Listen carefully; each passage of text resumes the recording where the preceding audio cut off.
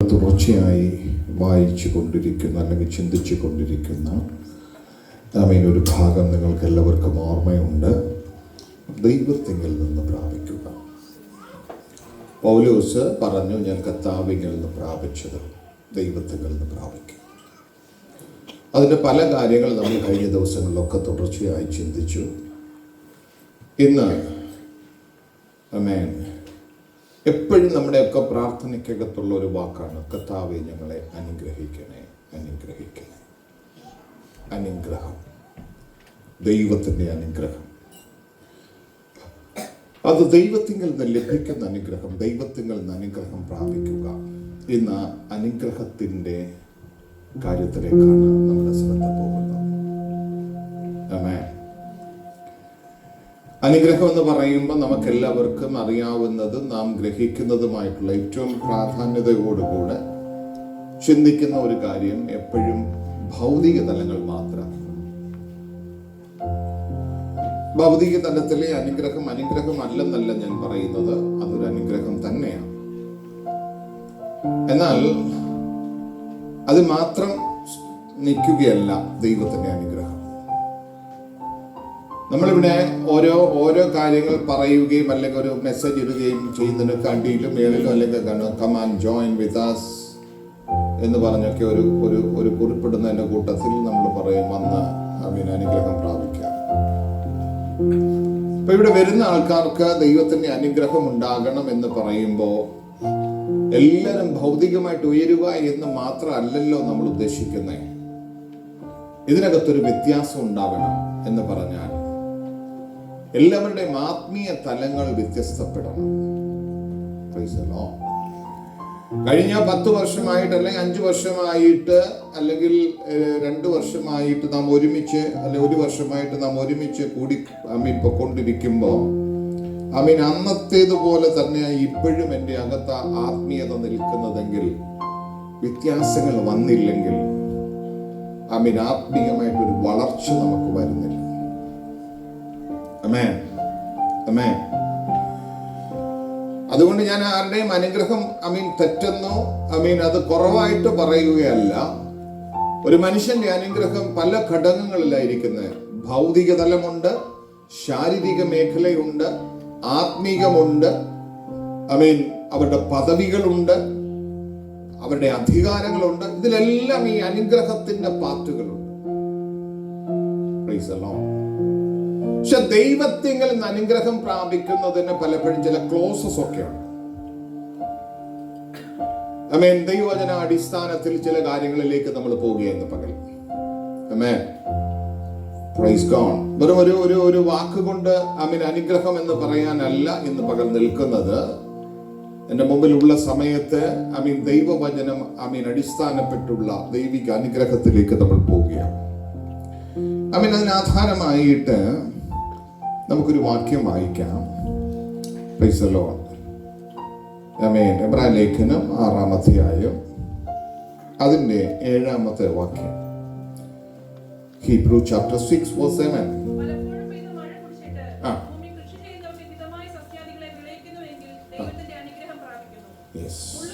മതി.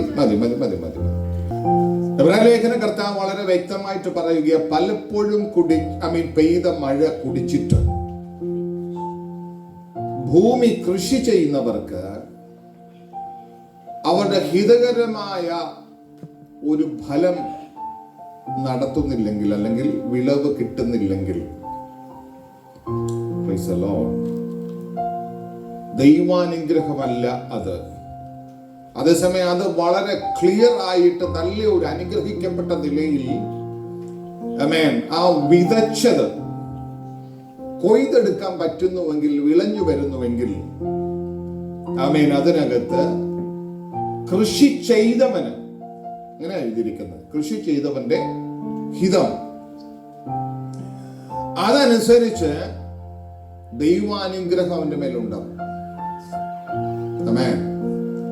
നമ്മൾ പഠിച്ചിട്ടുള്ളതും നമ്മൾ ഗ്രഹിച്ചിട്ടുള്ളതുമായിട്ടുള്ള ഒരു കാര്യമാണ് നമ്മളിൽ ഒരു ഫലമുണ്ടാകണമെന്ന്. ഞാൻ ഈ കാര്യങ്ങളൊക്കെ പറഞ്ഞു വരുമ്പോ ഒരു എന്നാ പറഞ്ഞേ, നിങ്ങൾക്ക് ഇതങ്ങ് റഫായിട്ട് തോന്നാം. ഇല്ലെന്ന് ഞാൻ പറയുന്നില്ല. പക്ഷെ അതിന്റെ അവസാനത്തിലേക്ക് വരുമ്പോഴേ നിങ്ങൾക്ക് ആ ദൂതിന്റെ പ്രസക്തി പിടികിട്ടത്തുള്ളൂ. ആമേൻ. Praise God. ഹല്ലേലൂയ. അപ്പൊ കൃഷി ചെയ്യുന്ന ആൾക്ക് അല്ലെങ്കിൽ മഴ തരുന്ന ദൈവം അതിനകത്തു നിന്ന് പ്രതീക്ഷിക്കുന്നത് ഒരു നല്ല ഫലമാ പ്രതീക്ഷിക്കുന്നത്. ഇതിപ്പോ എല്ലാ ആഴ്ചയും മഴ പെയ്യുന്നുണ്ട്. ആമേൻ. മഴ വീഴുന്നുണ്ട്, കൊള്ളാം, നല്ല മഴയായിരുന്നു നമുക്ക് പറയാം. പക്ഷേ അതിന് തക്ക ഒരു ഫലം കായ്ക്കുന്നില്ല. കൃഷി ചെയ്യുന്നതിന്റെ ഫലമില്ലെങ്കിൽ അവിടെ ലേഖനകർത്താവ് പറഞ്ഞിരിക്കുന്ന അവിടെ ഫലമില്ല, മുള്ളും ഞെരിഞ്ഞിലും മുളപ്പിക്കുന്നെന്നാ പറഞ്ഞേ. അത് വേണ്ട. Praise God. ആമേൻ. നമ്മൾ ഒന്ന് രണ്ട് വാക്യങ്ങൾ വായിക്കാൻ പോകുകയാണ്. ഈ വാക്യങ്ങൾ വായിച്ചിട്ട് നമുക്ക് നമ്മുടെ ചിന്തയിലേക്ക് വരാം. ആമേൻ. അതിനാധാരമായിട്ട് ആമേൻ ഒന്ന് രണ്ട് വാക്യങ്ങളൂടെ വായിച്ചിട്ട് ലൂക്കോസിന്റെ സുവിശേഷം 6-ാം അധ്യായം 28-ാമത്തെ വാക്യം വായിച്ചു.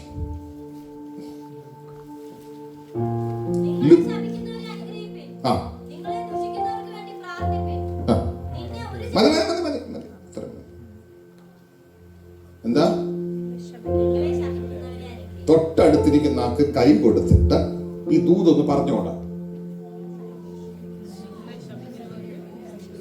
നിങ്ങൾ ശപിക്കുന്നവരെ, നമുക്ക് കൂട്ടുള്ള ആളിനെ നമുക്ക് ഭയങ്കരമായിട്ട് അനുഗ്രഹിക്കാൻ പറ്റും. എപ്പോഴും നമ്മുടെ കൂടെ നടക്കുകയും അല്ലെങ്കിൽ നമ്മളോട് ഭയങ്കര കാര്യമായിട്ട് നമ്മള് ഇപ്പൊ ഞാൻ പറയാം, എനിക്ക് അന്നേരം ഇഷ്ടമാണ് പാസ്റ്റർ, കൊള്ളാം എന്ന് എന്നോട് ആരെങ്കിലുമൊക്കെ പറഞ്ഞു കഴിഞ്ഞാൽ എനിക്ക് ഭയങ്കര ഇഷ്ടമാണ്. അങ്ങനെയല്ലേ മനുഷ്യൻ? പാസ്റ്റർ ഇത് കൊള്ളത്തില്ലെന്ന് പറഞ്ഞു പോയെങ്കിൽ അല്ലേ, ഇത് കൊള്ളത്തില്ലെന്ന് പറഞ്ഞതേ ഉള്ളൂ. ഇത് ഇവിടെ പറഞ്ഞിരിക്കുന്ന ശപിക്കുന്നവനെ നീ അടുത്തിട്ട് നമുക്ക് മനസ്സിലായി കാണുമോ? Praise God. ആമേൻ.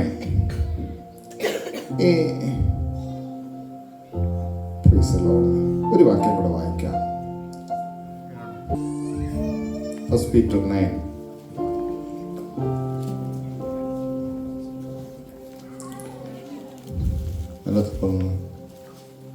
ദോഷത്തിന് പകരം ദോഷം,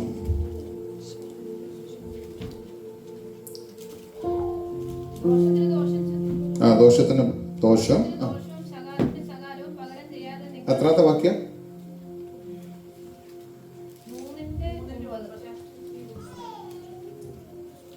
ഓക്കെ, വായിച്ചു.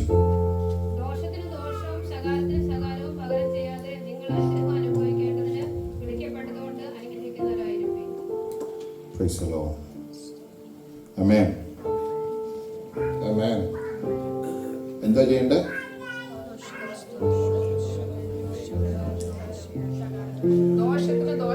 അടുത്തിരിക്കുന്ന ആളുടെ മുഖത്ത് നോക്കി ആ ആളിന് കൈ കൊടുത്തോണ്ട് പറ, ദോഷത്തിന് പകരം ദോഷമല്ല, ശകാരത്തിന് പകരം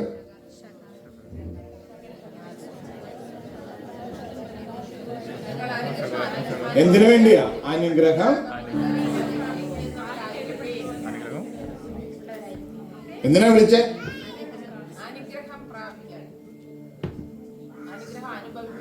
അപ്പൊ ഇതിന് തടസ്സമായിട്ട് എവിടെ നിൽക്കുന്നതെന്ന് അറിയാവോ?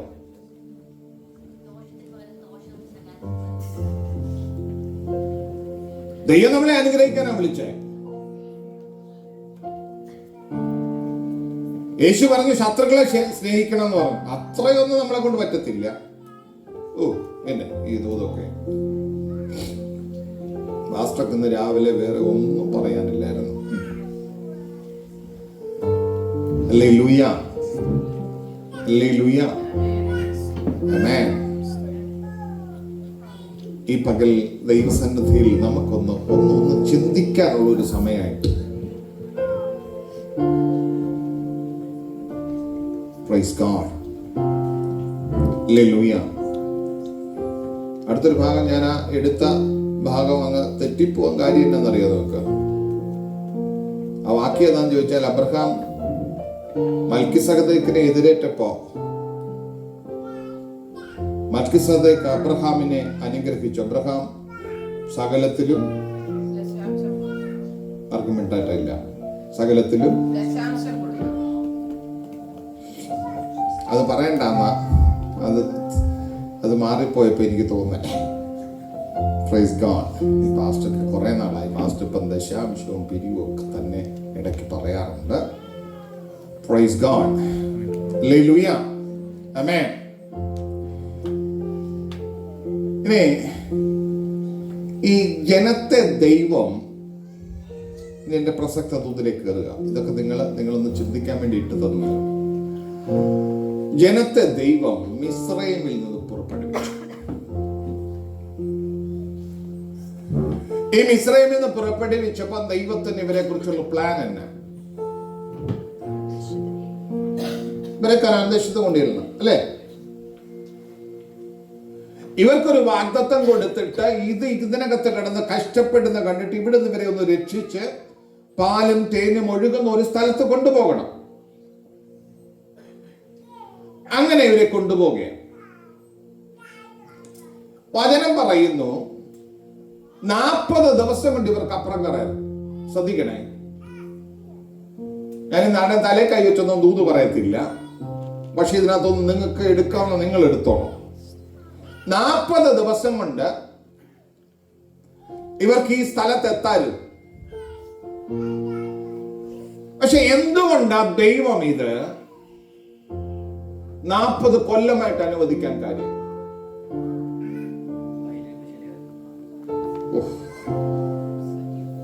എല്ലാരും കേട്ടില്ലെന്നാ തോന്നുന്നു. കയ്യിലിരിപ്പ് ശരിയല്ല.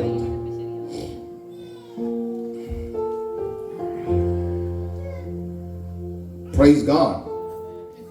ഞാൻ വാക്കൽ അങ്ങനെ പറയുന്നില്ല. വചനം തന്നെ പറഞ്ഞിരിക്കുന്നത് അവരുടെ ഉള്ളിലുള്ളത് എന്തെന്ന് പുറത്തു കൊണ്ടുവരാൻ വേണ്ടി തന്നെ ദൈവം അത് വെയിറ്റ് ചെയ്തെന്നാണ്. ആമേൻ.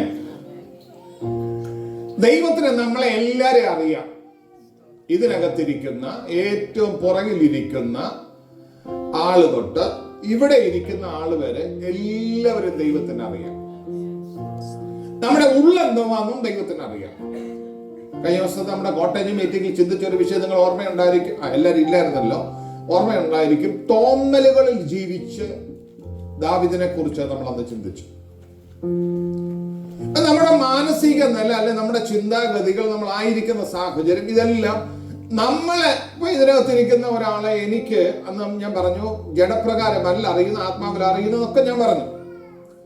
പക്ഷെ ഇതിനകത്തിരിക്കുന്ന ഒരാളെ ഞാൻ മനസ്സിലാക്കുന്നതിനേക്കാൾ ആഴത്തിൽ ദൈവത്തിന് അറിയാം, ഇല്ലേ? ആമേൻ. ഇതോടെ അവന്റെ കയ്യിലോട്ട് കൊടുത്താൽ, നിങ്ങൾ എന്റെ കൂടെ വരുന്നില്ല. ഞാൻ പണ്ട് പറഞ്ഞിട്ടുള്ള ഉദാഹരണം നിങ്ങൾ എന്റെ കൂടെ വരാൻ വേണ്ടിയാ പറയുന്നത്. ഞാൻ പണ്ട് എറണാകുളത്ത് നിന്ന് റാന്നിക്ക് ഞാൻ ഡ്രൈവ് ചെയ്ത് പോകുന്ന സമയത്ത്, അന്ന് സാമിന് ഏതാണ്ട് 9-10 വയസ്സുള്ള സമയം. ആമേൻ. ഞങ്ങള് യാത്ര ചെയ്ത് പോകുമ്പോ ഞാൻ കൂടെ ഇരുന്ന് എന്റെ ഭാര്യയോട് പറഞ്ഞു, എനിക്ക് ഉറക്കം വരുന്നെന്ന് പറഞ്ഞു. അപ്പൊ പുറകിരുന്നോണ്ട് ഈ പുള്ളി പറയുക, അങ്ങോട്ട് മാറ, ഞാൻ ഓടിച്ചോളാം. 10 വയസ്സുകാരൻ ഇരുന്നുകൊണ്ട് എന്നോട് പറയുക, അപ്പൊ അങ്ങോട്ട് മാറിയിരി, ഞാൻ ഓടിച്ചോളാം. ഞാൻ കൊടുക്കൂ? ഓ, നിങ്ങളെല്ലാം സൂക്ഷിച്ച് നോക്കിയിരി. കൊടുക്കത്തില്ല. കൊടുക്കാത്തതിന്റെ കാര്യം എന്നാ? അവന്റെ മനസ്സിൽ അവൻ ഓടിച്ചോളാന്നാ പറയുന്നത്. അവൻ ഇതെല്ലാം കണ്ടുകൊണ്ട് അവൻ ഇങ്ങനെ ഇരിക്കുകയാ. അപ്പൊ ഇത് തിരിക്കുന്നത് അവനറിയാം, സ്വിച്ച് എവിടെ ഇടുന്നറിയാം, ഇതൊക്കെ അവൻ കണ്ടോണ്ടായിരിക്കുന്നത്. പക്ഷേ ഇത് കൊടുക്കണമെങ്കിൽ മിനിമം നിയമം അനുസരിച്ച് 18 വയസ്സാകണം, അല്ലേ?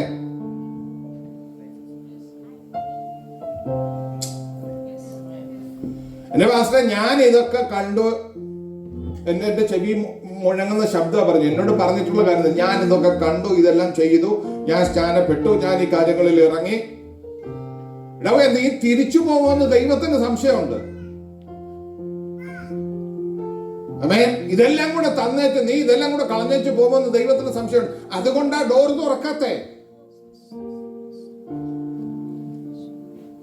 ഞാൻ എപ്പോഴും പറയുന്ന ഒരു കാര്യമുണ്ട്, നീ ദൈവത്തെ വിശ്വസിച്ചാൽ പോരാ, ദൈവം നിന്നെ കൂടെ വിശ്വസിക്കണം. മനസ്സിലാവുന്ന ഞാൻ പറയുന്നേ? ദൈവം നിന്നെ അനുഗ്രഹിക്കാൻ വേണ്ടി തയ്യാറാ. നിന്റെ മുമ്പിലെ പ്രശ്നങ്ങളെ മാറ്റാൻ ദൈവം തയ്യാറാ. ഞാൻ ഇതിനു മുമ്പേ പറഞ്ഞിട്ടുള്ള കാര്യമാണ്, ഈ ചെങ്കടലിൽ കൊണ്ടുവന്നെ എന്നാന്നറിയോ, ഇനി ഒരിക്കലും തിരിച്ച് മിസ്രൈമിൽ പോലെ. ഇത് എപ്പോ തുടങ്ങിയതാണെന്നറിയോ ഈ മിസ്രൈമിലെ പോക്ക്? കഴിഞ്ഞ ദിവസം ഞാൻ സംസാരിച്ചപ്പോൾ നിങ്ങൾ ഓർക്കുന്നുണ്ടെന്ന് ഞാൻ വിചാരിക്കുന്നു. അബ്രഹാമിന്റെ കാലത്ത് പോലും ഇച്ചിരി ക്ഷാമം ഉണ്ടായപ്പോഴത്തേക്ക് നേരെ മിസ്രൈമില് അവിടുത്തെ ഭാണ്ഡികശാല എപ്പോഴും മനസ്സിരിക്കുന്നത്.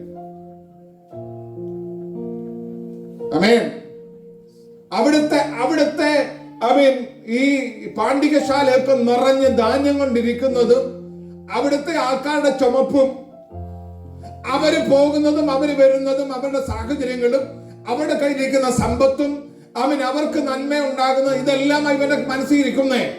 ഇത് കാണുന്നിടത്തോളം അബ്രഹാമേ നീയും നോക്കും ഇത് കളഞ്ഞേച്ച് നേരെ മിസ്രൈമിലേക്ക് പോയ കൊള്ളാം. വിളിയുണ്ട്, ദൈവം തെരഞ്ഞെടുത്തതാണ്, ദൈവം ആക്കി വെച്ചതാണ്.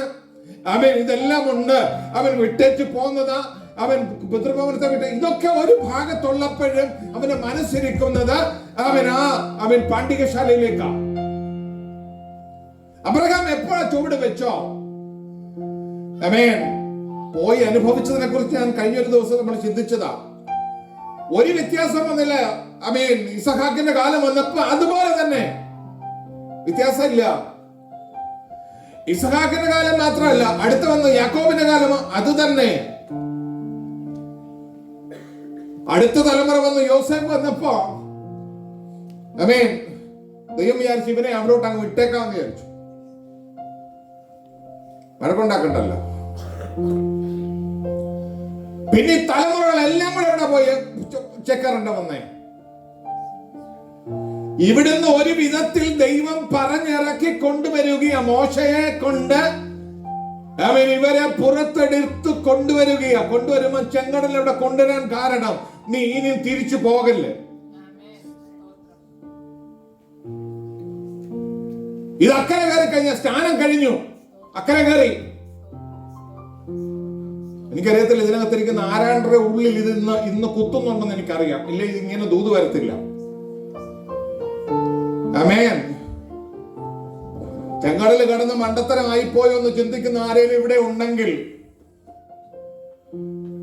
ഇപ്പൊ ഞാൻ പറയുകയാ, നിന്നെ ദൈവം നന്നായിട്ട് അറിഞ്ഞ ഇറക്കിക്കൊണ്ട് വന്നിരിക്കുന്നേ. നീ ആരാന്ന് മറ്റാർക്കും അറിയത്തില്ല, എന്റെ ദൈവത്തിന് അറിയാമെന്നേ.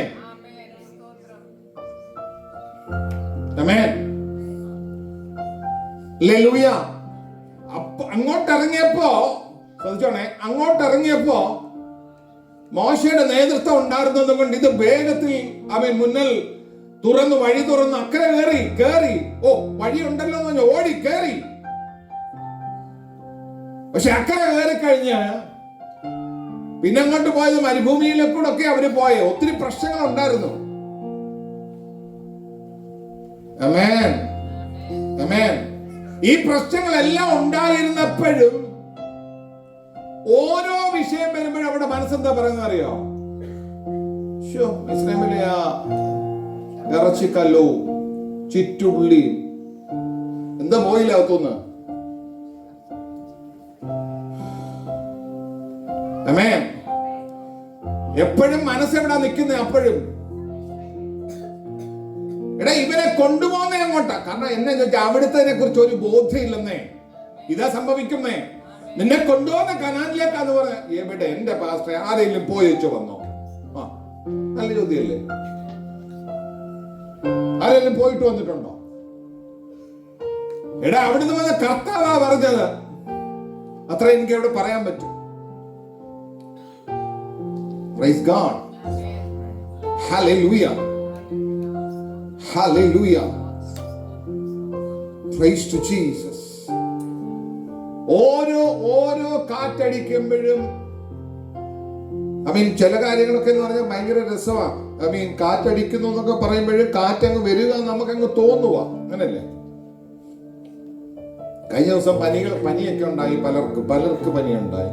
ചിലരൊക്കെ 2-3 ദിവസം കിടന്നു, എഴുന്നേക്കാൻ വയ്യാതായി. എന്തെല്ലാം ബഹളാരെന്നറിയാം.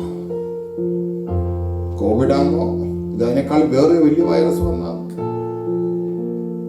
എന്തെല്ലാം. ഗൂഗിളിനകത്ത് അന്ന് എത്ര പേര് സെർച്ച് ചെയ്ത് നോക്കിയെന്നറിയാം. എന്റെ വന്നച്ച അന്ന് ഗൂഗിൾ ഇല്ലാത്ത കാര്യമാണ്. ഗൂഗിൾ ഉണ്ടായിരുന്ന ഇവന്മാരെ ഓരോരുത്തടത്ത് ചെല്ലുമ്പോഴും സെർച്ച് ചെയ്തതിന് അല്ലേ, ഇതെന്താണ് ഈ കയ്പുള്ള വെള്ളം വരാൻ കാരണം?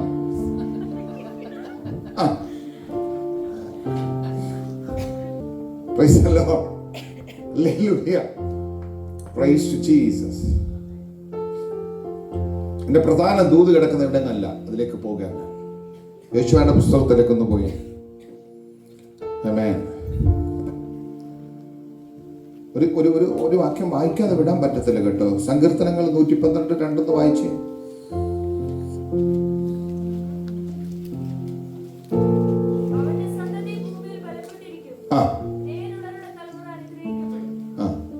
എന്നതിനകത്തൊക്കെ നേര് വേണമെന്നറിയാം. അടുത്തിരിക്കുന്ന ആളുടെ കൈ കൊടുത്തു പറ, നേരുള്ളവന്റെ തലമുറ തലമുറ അനുഗ്രഹിക്കപ്പെടാൻ എന്നെ ചെയ്യണം? നേരോടെ നടക്കണമെന്ന്. പറയുന്നതിനകത്ത് നേര് വേണം, ചെയ്യുന്നതിനകത്ത് നേര് വേണം, പ്രവൃത്തി നേര് വേണം.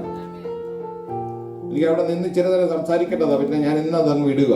കാരണം അടുത്തത് അതിന്റെ പ്രസക്ത വിഷയത്തിൽ കിടക്കുന്നത് എന്നോട് ദൈവം ഇടപെട്ട ഒരു ഭാഗ. യോശുവയുടെ പുസ്തകം 3-ാം അധ്യായം അതിന്റെ 15-ാമത്തെ വാക്യം വായിച്ചു. Joshua chapter 3 verse 15. യെസ്,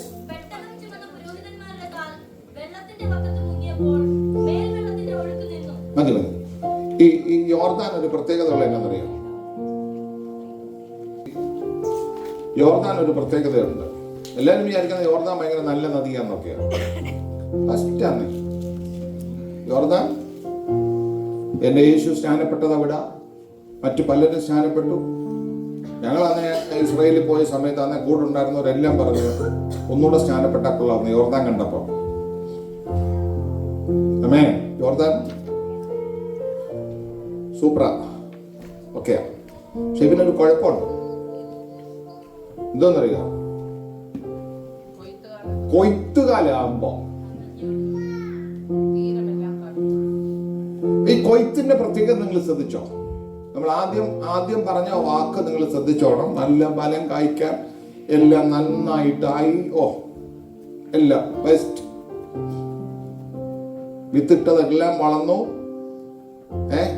നല്ല ഫലം കൊടുക്കാം എന്ന് ചിന്തിച്ചു നിൽക്കുന്ന സമയം ദൈവത്തിന്റെ വാഗ്ദത്തത്തിലേക്ക് കയറാൻ ജനം വന്ന് നിൽക്കുകയാ. അപ്പോ യോർദാൻ തൊട്ട് മുമ്പിൽ ഇത് മുറിച്ചേലെ അപ്പുറം കയറും, മുറിച്ചേലെ അപ്പുറം കയറും. യോർദാന്റെ തൊട്ടപ്പുറത്ത് എന്താ നിൽക്കുന്നത്? ഇവരുടെ അനുഗ്രഹമാണ് അല്ലേ? ഇതിനെ പഠിക്ക വന്നിരിക്കുക. ഒരു നിങ്ങൾ യോർദാൻ എന്നൊക്കെ പറയുമ്പോൾ എന്നെ വീതി കാണുമെന്ന് നിങ്ങൾക്കറിയാമോ? ഈ റൂമിന്റെ വീതിയേ ഉള്ളൂ യോർദാൻ. ചിലയിടത്തൊക്കെ അതിനേക്കാളും കുറവാണ്. ഇത്രയൊക്കെ ഉള്ളൂ, അത്രേ ഉള്ളല്ലേ. യോർദാൻ എന്ന് പറഞ്ഞാൽ വലിയ സംഭവമൊന്നുമല്ല. പക്ഷെ അവന്റെ പ്രശ്നം എന്നാ ചോദിച്ചാ, കൊയ്ത്താകുമ്പോഴത്തേക്കുണ്ടല്ലോ ഇവനും കര കവിഞ്ഞ് 2 സൈഡും ഈ വിളഞ്ഞു കിടക്കുന്ന ഇസ്രായേൽ ജനത്തിന്റെ വിളഞ്ഞു കിടക്കുന്ന കൊയ്ത്ത് മുഴുവൻ വെള്ളത്തിനടിയിലാക്കി കളയുന്നു. പറഞ്ഞ വിഷയം നിങ്ങൾക്ക് പിടി കിട്ടിയോ? ഒരു നന്മ പ്രാപിക്കും എന്ന് തോന്നുന്ന ഒരു സമയം, അമേൻ, എത്ര കാലങ്ങൾ കൊണ്ട് അമേൻ നടന്ന് അല്ലേ, കഴിഞ്ഞ കാലങ്ങളിലൊക്കെ എന്തെല്ലാം പ്രശ്നങ്ങളെ തരണം ചെയ്ത് അവസാനത്തിൽ കണ്ടു. അമേൻ, അപ്പുറത്ത്, ആറിന്റെ അപ്പുറത്ത് എന്തുകൊണ്ട് അനുഗ്രഹം നിൽക്കുകയാ. തൊട്ടിപ്പുറത്ത് വന്നപ്പോഴത്തേക്കുണ്ടല്ലോ ഇത് ഒറ്റ കവിഞ്ഞൊരൊറ്റ ഒഴുക്ക. ആ ഒറ്റ ഒഴുക്കിന് ചില പറയുന്നത് ലാസ്റ്റ് മൊമെന്റ് വരെ ഒരു കുഴപ്പമില്ലായിരുന്നു. ലാസ്റ്റ് മൊമെന്റിൽ എന്തോ പറ്റും, ഒറ്റ ഒഴുക്കൊഴുകും, അതോടുകൂടെ കഴിഞ്ഞു.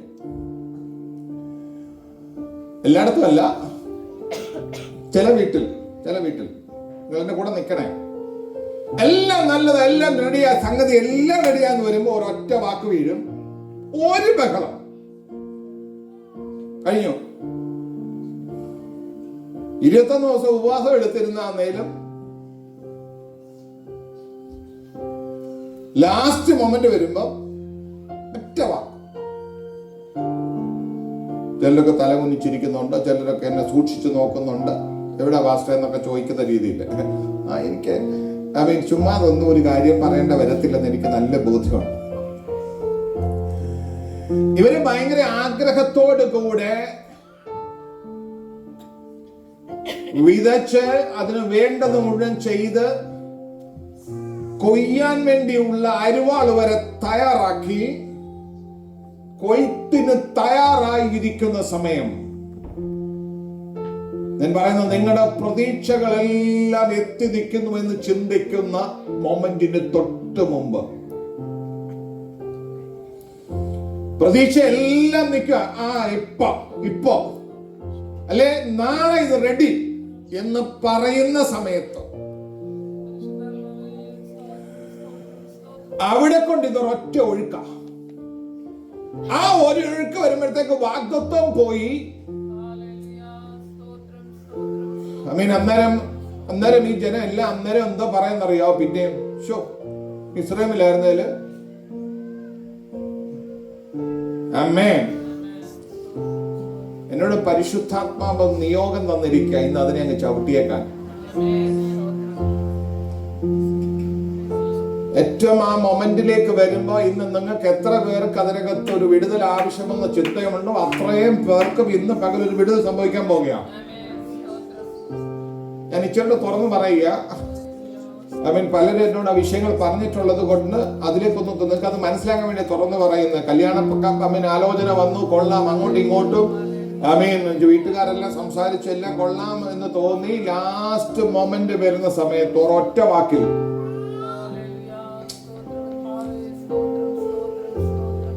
ഇനി അത് വേണ്ട, ഇവിടെ കൊണ്ട് അതിനൊരു ബ്രേക്ക് വീഴണം. ഇവിടെ കൊണ്ട് ഇന്ന് അതിന്റെ ബ്രേക്കിന്റെ ദിവസം. നിന്നോട് എതിർത്ത് നിൽക്കുന്ന അല്ലെങ്കിൽ നിന്റെ നന്മ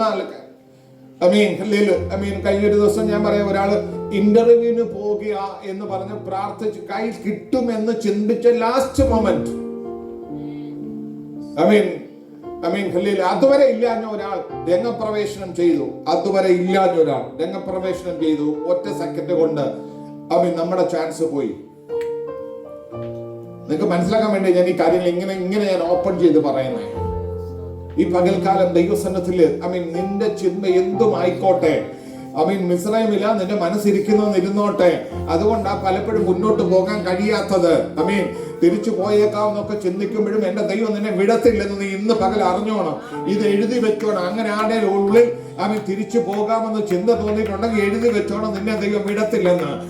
ഹല്ലേലൂയ. തിരിച്ചു ചെന്നാൽ ഹല്ലേലൂയ കേറാമെന്ന് നീ ചിന്തിക്കണ്ട. അതിന്റെ പ്രവൃത്തി നിന്റെ മുമ്പിൽ നിനക്ക് കാണാൻ പറ്റും. അത് വിട്.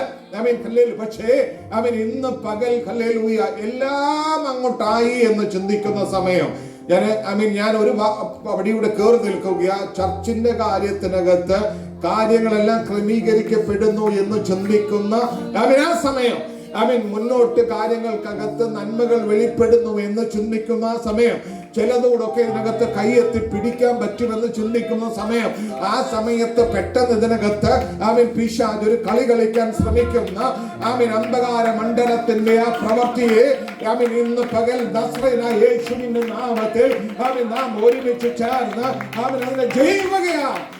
ഇന്ന് പകൽ ഹല്ലേലൂയ പെട്ടകം ചുമക്കുന്ന പുരോഹിതന്റെ കാൽ ഇതിനുമേൽ വെച്ചാൽ യോർദാനെ നിന്നെ പ്രവൃത്തി നിൽക്കുമെങ്കിൽ ഇന്ന് പകൽ ഹല്ലേലൂയ ആത്മനിറവിൽ ആത്മശക്തിയുടെ നിറവിൽ ഇന്ന് പകൽ പെട്ടകം ചുമക്കുന്ന ഞങ്ങൾ ഒരുമിച്ച് ചോടിയാക്കുകയാണ്.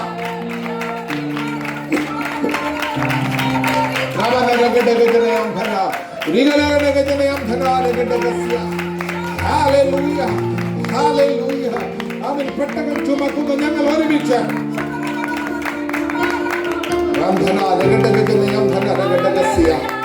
ഹല്ലേലൂയ. കൈപ്പിടിയിലെത്തി എന്ന് ചിന്തിക്കുന്ന സമയം അവൻ കണ്ണുകൊണ്ട് കണ്ടു അവൻ അപ്പുറത്ത് അവൻ അനുഗ്രഹം നിൽക്കുന്നത് അവൻ. പക്ഷേ അവൻ കല്ലിൽ വേഗത്തിൽ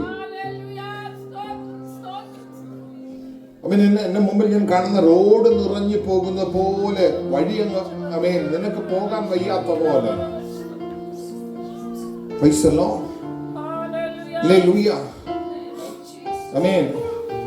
വലിയ പ്രൊസഷനൊക്കെ പോകുന്നത് നിങ്ങൾ കണ്ടിട്ടില്ലേ? റോഡ് നിറഞ്ഞ് നിനക്ക് ക്രോസ് ചെയ്ത് പോകാൻ പോലും പറ്റാത്ത വണ്ണം ഇങ്ങനെ നിറഞ്ഞു പോകുന്ന പോലെ അന്ധകാര ശക്തികളും അതിന്റെ ആധിപത്യങ്ങളും തകർക്കാൻ ശ്രമിക്കുന്ന മണ്ഡലങ്ങൾ, ദേശത്തിന്റെ മേൽ അമിക്കല്ലയിൽ ഉയർന്നു നിൽക്കുന്ന പൈശാചിക തന്ത്രങ്ങൾ അവൻ ഇന്ന് പകൽ നസ്രനായ യേശുവിന്റെ നാമത്തിൽ ഞങ്ങൾ അതിന്മേൽ ജയമെടുക്കുകയാണ്. അവൻ ഈ ദേശത്ത് വിതച്ചത് കൊയ്തേ പറ്റൂ. ഈ ദേശത്ത് വിതച്ചത് കൊയ്തേ പറ്റൂ. ഇതിന്റെ ഫലമുണ്ടായേ പറ്റൂ. അവൻ ഇതിന് ഇത് വളർന്നേ പറ്റൂ. ഇതിന്റെ കാര്യങ്ങൾ തീർച്ചപ്പെട്ടേ പറ്റൂ. ഇതിനകത്തൊരു ദൈവപ്രവൃത്തി നടന്നേ പറ്റൂ. സ്വർഗം അത് ചെയ്തേ പറ്റൂ. ഈ പകൽ കല്ലിൽ നസ്രനായ യേശുവിന്റെ നാമത്തിൽ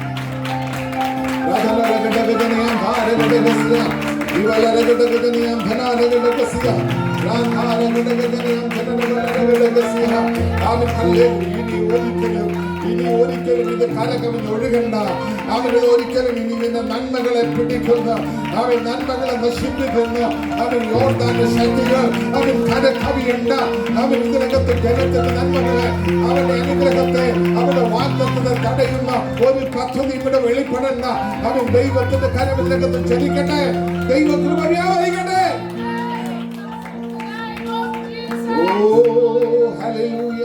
ദൈവത്തിന്റെ കൃപ, ദൈവത്തിന്റെ കൃപ. ഹല്ലേലൂയ. നമുക്കെല്ലാവർക്കും ദൈവസന്നിധിയിൽ എഴുന്നേൽക്കാം. എല്ലാവരും ഒരുമിച്ച് പാടി, ഇന്ന് കണ്ട മിസ്രൈമിനെ ഇനി കാണത്തില്ല. മിസ്രൈമിനെ പോയുള്ളൂ, യോർദാൻ വാദിക്കുകയോ. ആമേൻ. ഹല്ലേലൂയ. പിടിച്ചൊതുക്കി വെച്ചിരുന്ന അന്ധകാര ശക്തികളും അതിന്റെ ആധിപത്യങ്ങളും വിട്ട് നീ പുറത്തിറങ്ങിയതേ ഉള്ളൂ. പക്ഷെ നിന്റെ മുമ്പിൽ ആ നന്മ വെളിപ്പെട്ടില്ല. നിന്റെ മുമ്പിൽ ആ വാഗ്ദത്തം കണ്ടില്ല.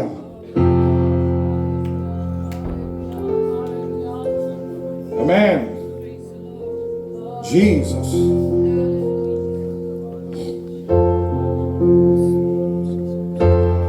ഇന്ന് പകൽ ഒരു വിടുതൽ ഇതിനകത്ത് നടന്നേ പറ്റൂ. കൊയ്ത്ത് നടക്കണം. കൊയ്ത്ത് നടക്കാതെ അതിനു മുമ്പേ നശിപ്പിച്ചു കളയാൻ തക്കവണ്ണം നിൽക്കുന്ന ആമീൻ ശക്തികൾ ഇന്ന് പകൽ അടങ്ങണം. ഈ പകൽക്കാലം ഒരു ദൈവപ്രവൃത്തിയുടെ പകലാകണം. നിന്റെ കയ്യിൽ എത്തേണ്ടത് നിന്റെ കയ്യിൽ എത്തണം. ദൈവത്തിന്റെ അനുഗ്രഹം നിനക്ക് വേണ്ടി ഉണ്ടെന്ന് പറഞ്ഞ ഭൗതികമായാൽ ഭൗതികം, ശാരീരികമെങ്കിൽ ശാരീരികം, മാനസികമെങ്കിൽ മാനസികം, ഇത് നിന്റെ കയ്യിൽ എത്തുന്നതിന് തടസ്സമായി നിൽക്കുന്ന സകലതും നീങ്ങിപ്പോകണം. ഒരു വലിയ ദൈവപ്രവൃത്തി